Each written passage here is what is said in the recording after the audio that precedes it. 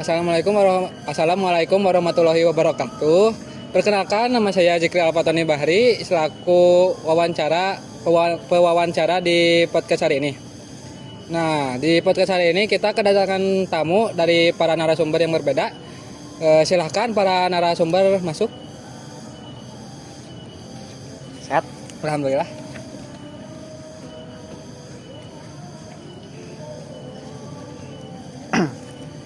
Silakan duduk.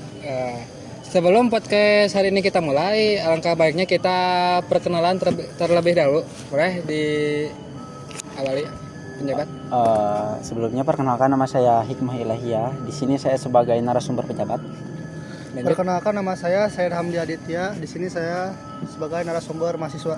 Lanjut. Perkenalkan, nama saya Yaris Saiful Alam. Saya dari perwakilan suara dari masyarakat yang tertindas. Silakan. Baik, sebelumnya perkenalkan, nama saya Muhammad Akbar Aryan. Saya di sini sebagai narasumber dosen. Langsung saja kita ke pertanyaan pertama ya. Menurut kalian, seberapa penting sih HAM ini di dalam kehidupan sehari-hari di Indonesia? Boleh dari Hikmah terlebih dahulu. Menurut saya HAM di Indonesia itu cukup penting. Kita analogiin saja ke hal yang kecil-kecil aja terlebih dahulu. Kita jangan langsung menyangkutnya ke negara. Kita harus menyangkutnya saja ke individual sendiri sebagai manusia gitu ya. Karena semua itu harus diawali yang kecil-kecil dulu lah. Sebagai manusia itu kita diberi karunia itu.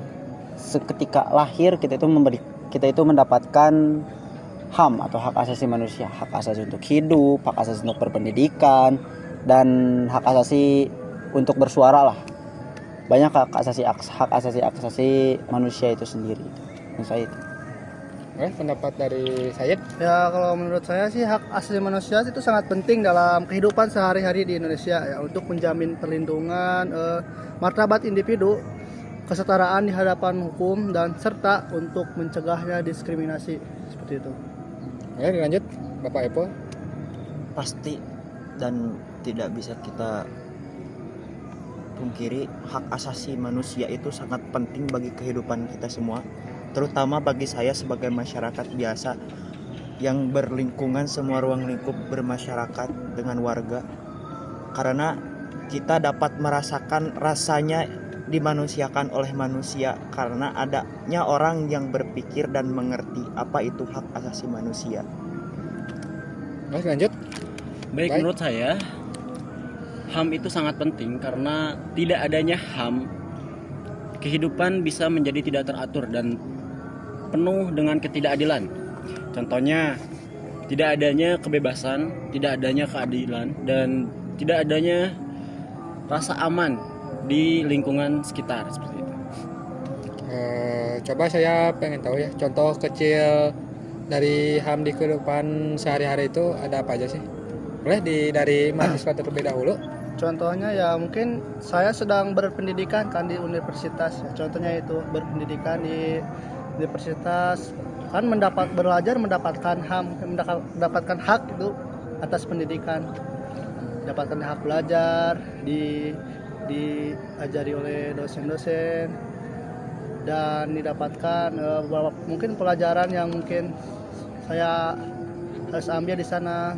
Kan itu termasuk hak untuk kita sebagai mahasiswa dan untuk di bidang pendidikan itu. Bapak ada contoh? Contoh dari saya sebagai masyarakat simpel, Bapak ya semuanya. Saya sebagai masyarakat bekerja, bertani, berkebun, jadi buruh, pekerja kuli bangunan. Itu tuh mengeluarkan tenaga yang sangat besar. Ya kan?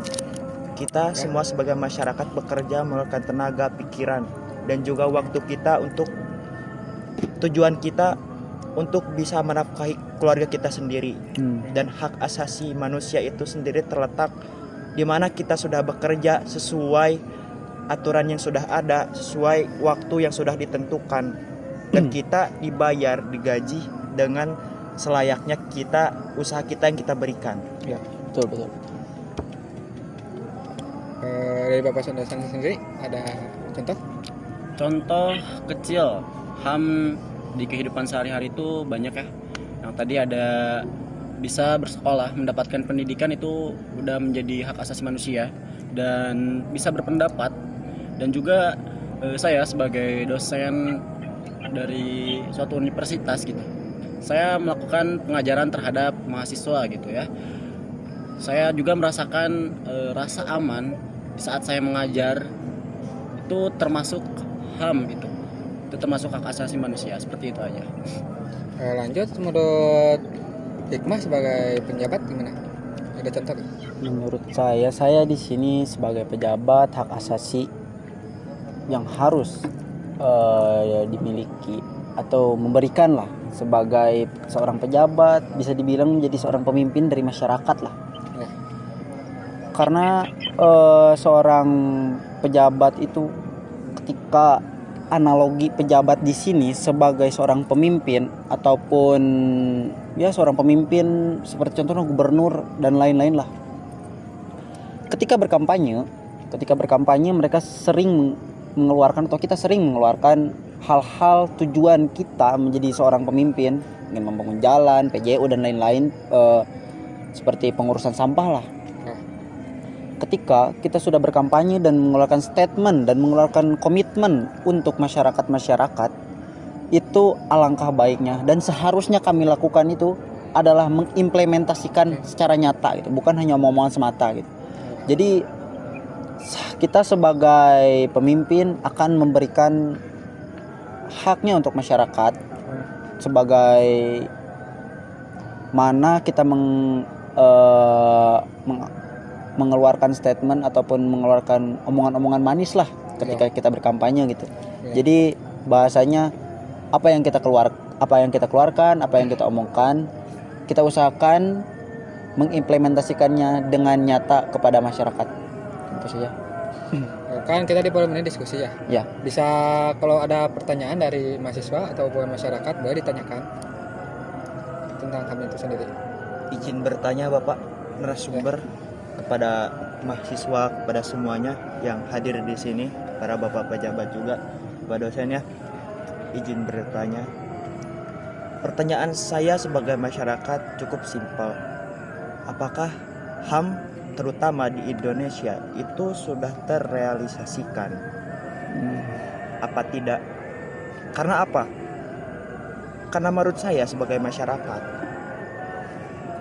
menurut Undang-Undang ayat 28A tahun 1945 bahwa HAM kodrati itu manusia itu berhak hidup dan bisa berhak mempertahankan kehidupannya masing-masing dalam ruang lingkup bermasyarakat, dalam kehidupannya sendiri. Pertanyaan saya, ketika sekarang banyak pembangunan yang tadinya itu tuh dari pemerintah bertujuan untuk memfasilitasi masyarakat, tetapi masyarakat yang di sana yang tempatnya nantinya dibangun pembangunan untuk fasilitas tersebut digusur. Pertanyaan saya simpel, apakah dengan hal tersebut itu mereka yang tergusur mendapatkan hak asasi manusia atau tidak? Terus bagaimana tanggapannya dan terus bagaimana intinya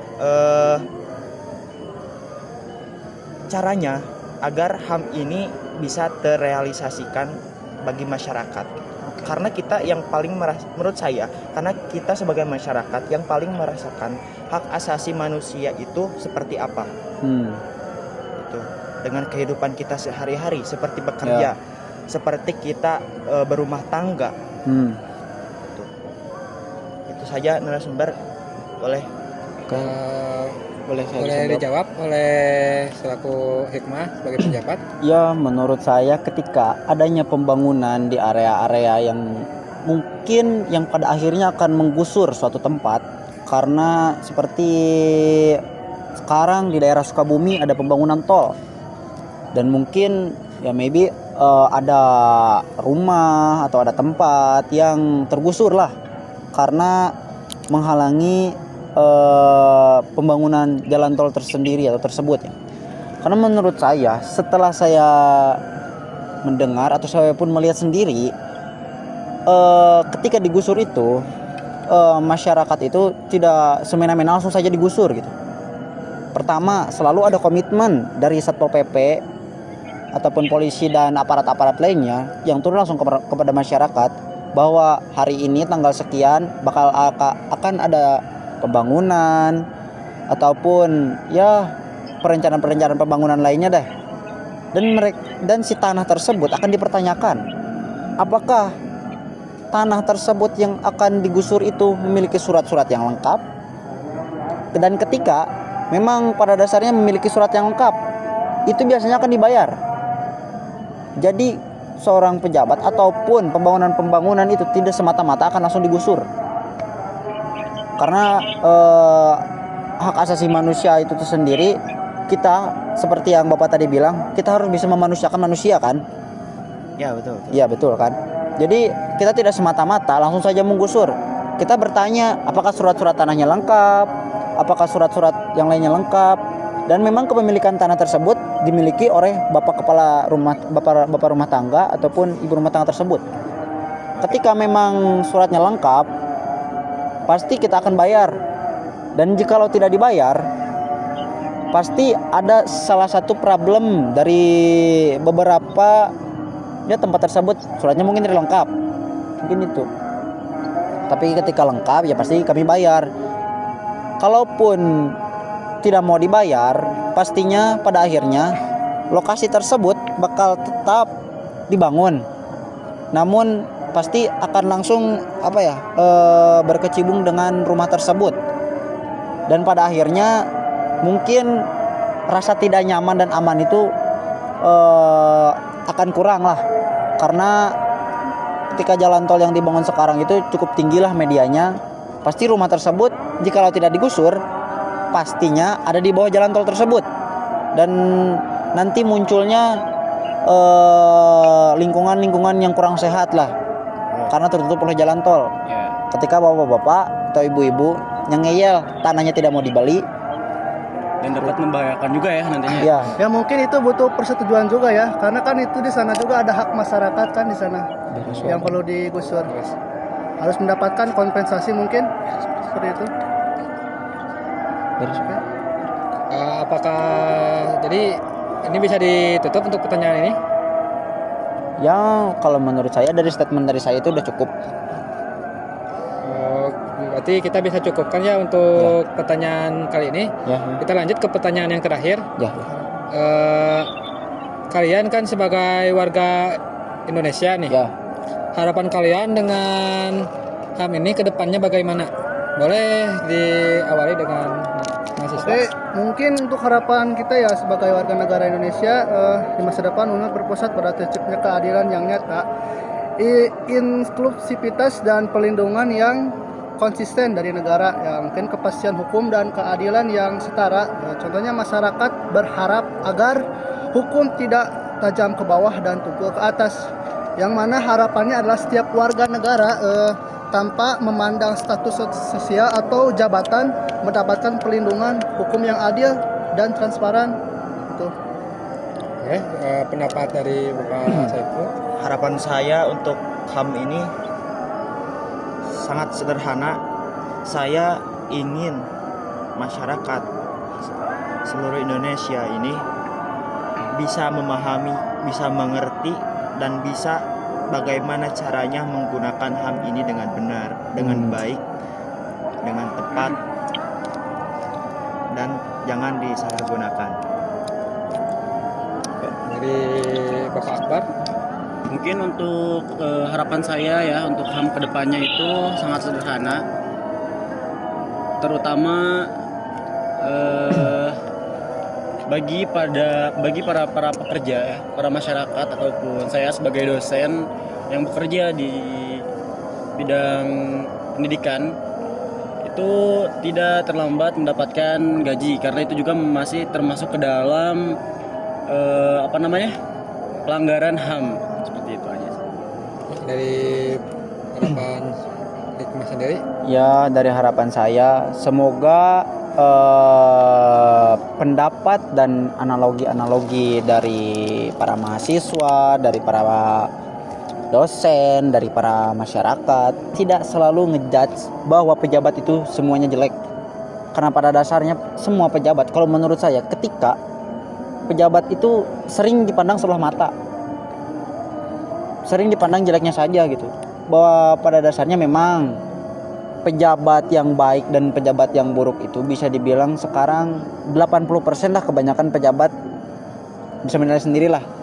Ada yang jelek, ada yang baik, dan kebetulan dan alhamdulillahnya saya adalah salah seorang pejabat yang baik.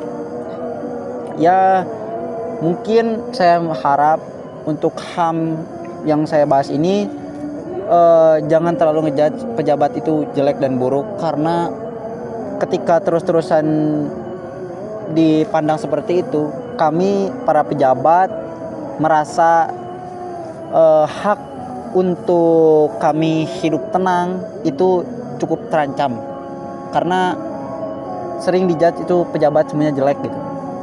Mungkin itu saja dari saya. Apakah pertanyaan inti bisa ditutup atau masih ada yang ditanyakan lagi? Udah. Nah, jadi podcast hari ini kita tutup di sini. Terima kasih sudah meluangkan waktu bagi saya untuk membahas tentang HAM ini.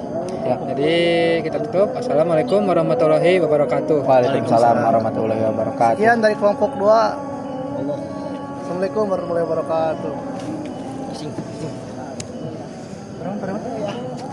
Ingat ya. Kan kita rekam berarti. Si Apple jerah Mau apa? Mukanya iya bagus nanti mendalami peran. Banyak pertanyaan lo ya. Dia jadi POP penjabat. Gimana rekam ini sih?